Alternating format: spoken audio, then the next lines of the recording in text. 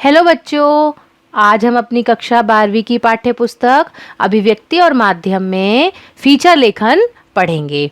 Feature क्या होता है मैं आपको बताऊंगी। फीचर कैसे लिखा जाता है, फीचर और समाचार में क्या अंतर होता है और फीचर लिखते समय किन किन बातों का हमें ध्यान रखना चाहिए या इसकी क्या गुण या विशेषताएं होनी चाहिए, ये मैं आपको इस वीडियो में बताऊंगी। फीचर वाला जो प्रश्न हमारी बोर्ड परीक्षाओं में पूछा जाता है, ये 150 शब्दों में हमें लिखने के लिए आता है। तो देखिए फीचर किसे कहते हैं। समकालीन घटना या किसी भी क्षेत्र विशेष की विशिष्ट जानकारी के सचित्र तथा मोहक विवरण को फीचर कहते हैं। मतलब किसी भी घटना को यदि हम चित्रों के साथ मोहक रूप से विवरण करते हैं उसे क्या कहा जाता है, फीचर कहा जाता है। इसमें मनोरंजक ढंग से तथ्यों को प्रस्तुत किया जाता है। इसके संवादों में गहराई होती है।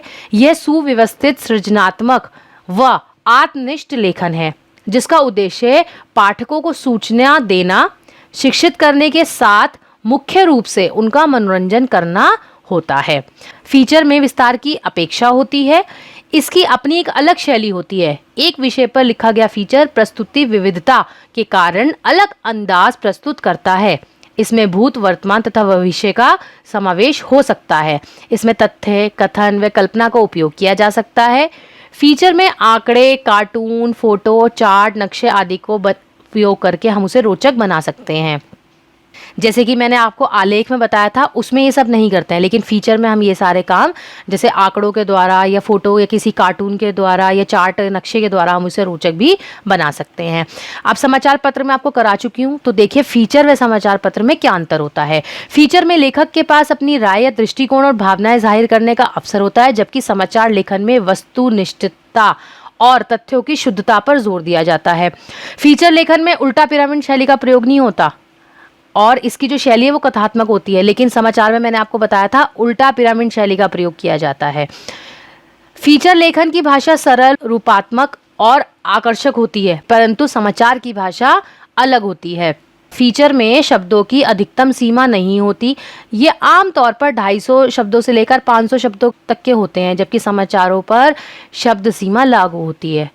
फीचर का जो विषय है वो कुछ भी हो सकता है, लेकिन समाचार का कोई विषय नहीं होता। समाचार वही होते हैं जो कि आपको पता हो या जो सामने प्रत्यक्ष रूप से हो। फीचर के प्रकार देखिए। फीचर के जो है हमारे पास कौन कौन से प्रकार होते हैं। समाचार फीचर, घटनापरक फीचर, व्यक्तिपरक फीचर, लोकाभिरुचि फीचर, संस्कृत फीचर, साहित्यिक फीचर, विश्लेषण फीचर और विज्ञान फीचर। अब फीचर संबंधी जो मुख्य बातें हैं हम वो पढ़ते हैं। फीचर के तथ्यों को पात्रों के माध्यम से बतलाना चाहिए।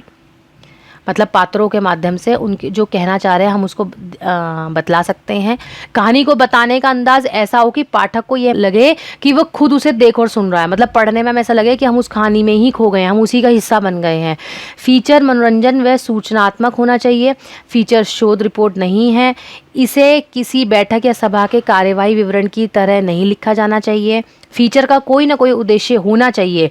उस उद्देश्य के इर्द गिर्द ही सभी प्रासंगिक सूचनाएं, तथ्य और विचार गुत्थे होने चाहिए। फीचर तथ्य, सूचना और विचारों पर आधारित कथात्मक, विवरण और विश्लेषणात्मक होता है। फीचर लेखन का कोई निश्चित ढांचा या फॉर्मूला नहीं होता। इसे कहीं से भी अर्थात प्रारंभ, मध्य या अंत से आप शुरू कर सकते हैं। जैसे कि समाचार का एक ढांचा होता है, निश्चित ढांचा होता है ना। आलेख का भी एक ढांचा होता है, मैंने अंग बताए थे आपको। तो लेकिन फीचर को आप कहीं से भी शुरू कर सकते हैं। फीचर का हर पैराग्राफ अपने पहले के पैराग्राफ के सहज तरीके से जुड़ा होना चाहिए, यानी एक दूसरे से उनकी कनेक्टिविटी होनी चाहिए तथा उनमें प्रारंभ से अंत तक का प्रवाह व गति रहनी चाहिए। मतलब प्रारंभ से लेकर अंत तक एक दूसरे से जुड़े हुए होने चाहिए। पैराग्राफ छोटे होने चाहिए और पैराग्राफ में एक पहलू पे ही फोकस होना चाहिए। तो ये था बच्चों फीचर संबंधी मुख्य बातें थी। अब मैंने एक उदाहरण के तौर पे एक दिया है आपको, सफलता और आत्मसम्मान विषय पर फीचर लिखिए। ये मैंने आपको एक उदाहरण के तौर पर दे रखा है, तो आप इसको देख लीजिए, पढ़ लीजिए। दूसरी चीज़, मैंने इसमें काफ़ी सारे आपको उदाहरण दिए हैं, जैसे 150 शब्दों में फीचर लिखने के लिए आ सकता है। तो इन विषयों को आप अपनी कॉपी में लिख कर इनकी जो है अभ्यास भी कर सकते हैं। तो बच्चों, आपको मेरी ये वीडियो कैसी लगी मुझे कमेंट करके ज़रूर बताएं। मेरे चैनल भाषा ज्ञान को आप सब्सक्राइब करें। इस वीडियो को लाइक और शेयर करें ताकि और बोर्ड परीक्षार्थियों की इसमें मदद हो सके। धन्यवाद।